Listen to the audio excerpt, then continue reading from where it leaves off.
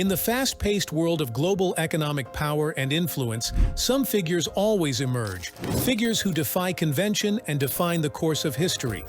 In 2024, Elon Musk was no longer the richest man in the world. There was someone else, someone a little unknown to the general public, but who nevertheless made an almost unimaginable fortune.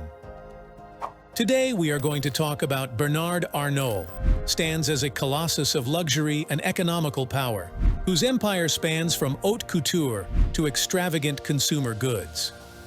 He and his family embody a legacy of ambition and determination that stretches back generations, where power, prestige, and wealth have been the most important part of their lineage. Through this video, we will dive into the ins and outs of the Arnault family, exploring their incredible rise in the business world, but also their roots and the complexities of their family dynamics. From the challenges Bernard faced on his way to the top, to the values that have guided their actions, we will discover how the Arnaults have left an indelible mark on the business and social landscape of the 21st century. Bernard Arnault was born in 1949 in a small town known for its textile industry, Roubaix, France. As in most cases, son of a wealthy family. His father, a civil engineer, ran a construction company called Ferret-Savinel, which later became the largest engineering company in France. His mother was a housewife. From an early age, Bernard showed a weird and unusual interest in business. By the age of 12, he was already buying shares in French companies, demonstrating precocious financial acumen. He was destined for greatness. Bernard Arnault attended high school at the Lycée Faidherbe, a prestigious educational institution in the city of Lille, France. During his time at the Lycée, Arnault stood out for his academic excellence, obtaining excellent grades in all subjects. His teachers described him as a dedicated, intelligent student with a great interest in knowledge. Beyond his academic achievements, Arnault was also active in some of extracurricular activities at the Lycée Faidherbe. He was a member of the debate club, where he developed his communication and argumentation skills that he would need in the future. In addition, he showed a keen interest in economics and finance, participating in competitions and Olympiads related to these areas. Some of his teachers at the Lycée Faidherbe had a great influence on his personal and professional development. One of them was philosophy professor Jacques Attali, who instilled in him a deep interest in politics and economics. Bernard Arnault, years at the Lycée Faidherbe were fundamental to his intellectual and personal formation. The solid foundations he acquired there enabled him to develop the skills and knowledge necessary to succeed in his future as an entrepreneur.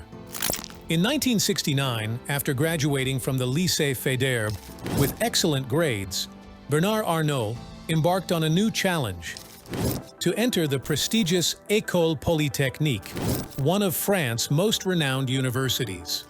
As expected, Arnault successfully passed the university-demanding admissions process, once again demonstrating his intellectual ability and tenacity. During his years at the institution, he immersed himself in a highly competitive academic environment, surrounded by some of France's brightest students. Arnault took full advantage of this opportunity to acquire a solid technical and scientific background, laying the foundations for his future as an entrepreneur in the luxury industry. Arnault took full advantage of this opportunity to acquire a solid technical and scientific background, laying the foundations for his future as an entrepreneur in the luxury industry. Despite his focus on engineering, Arnault did not neglect other areas of knowledge during his time at the university.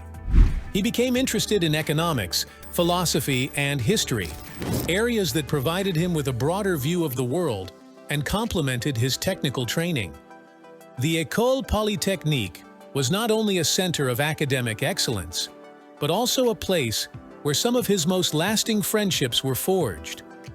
Arnault established relationships with his classmates that would endure over time, creating a network of contacts that would serve him well in his professional future.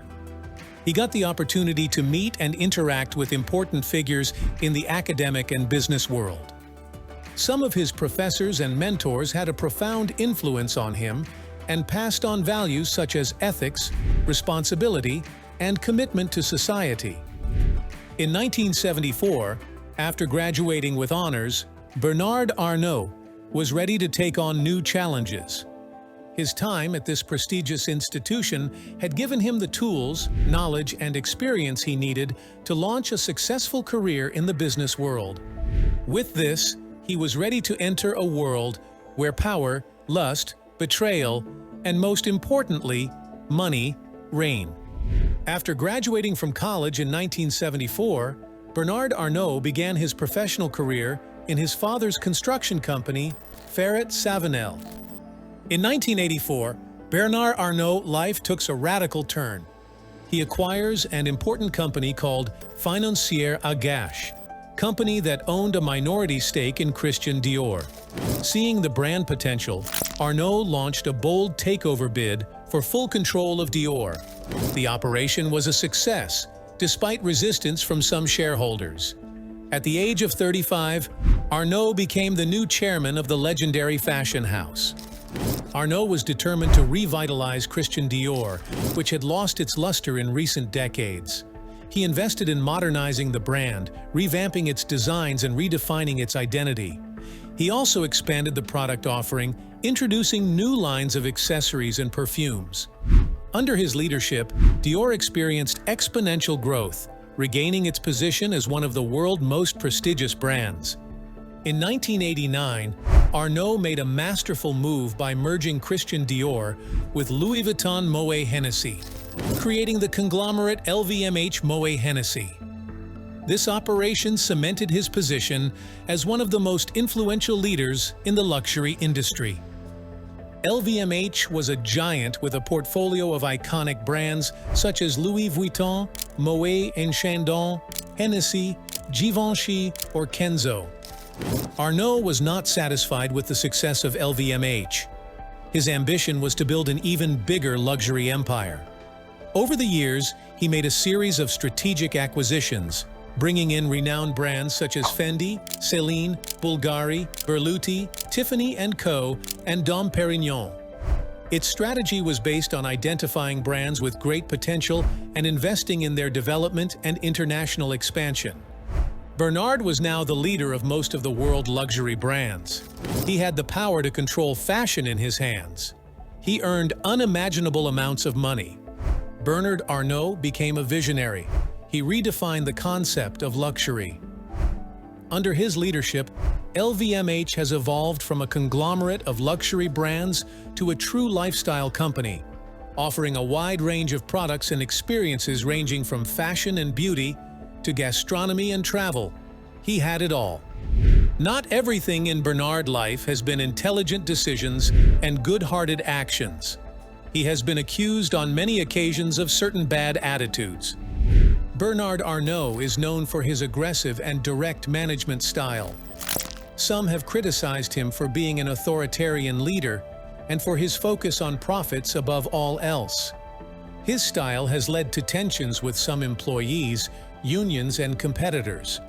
Arnault has been criticized for his hostile takeovers, such as that of Christian Dior in 1984. His detractors accuse him of using aggressive tactics to take control of traditional companies without respecting the will of their shareholders or the identity of the brands.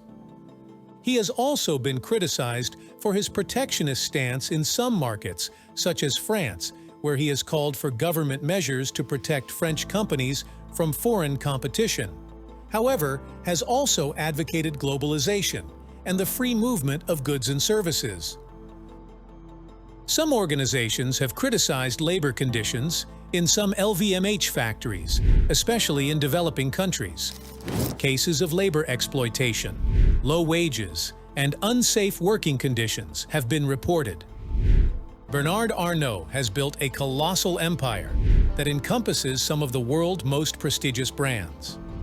As he approaches retirement age, the spotlight turns to his 5 children and their role in the company's future. Delphine Arnault, Bernard's eldest daughter, she is the current executive vice president of LVMH and is considered the heir apparent to the empire. She has been praised for her business acumen and creative vision, and is expected to play a key role in the future direction of the company. Antoine Arnault, his second son, already following the steps of his father by being CEO of Berluti, a high-end footwear and leather goods brand within the LVMH portfolio. Antoine is positioned as a potential leader. Alexandre Arnault, the third son, his experience in the art world and his knowledge of the American market make him a valuable asset to the brand. We also got Frédéric Arnault, the fourth son, and finally but not less important, Jean Arnault, Bernard's youngest son. He is still in his studies, but is expected to follow in his brother's footsteps and join the family business in the future. Bernard Arnault has been carefully grooming his children to take on leadership roles within LVMH. The future in the hands of the next Arnault generation is uncertain, but expectations are high. The 5 heirs are expected to carry on their father's legacy, preserving the heritage of luxury brands while adapting them to changing market trends and the demands of modern consumers. Bernard Arnault is an icon of the business world, a figure who inspires generations of entrepreneurs and businessmen. His story is an example of what can be achieved with determination and a clear vision. Undoubtedly, his name will remain a benchmark in the world of luxury for many years to come.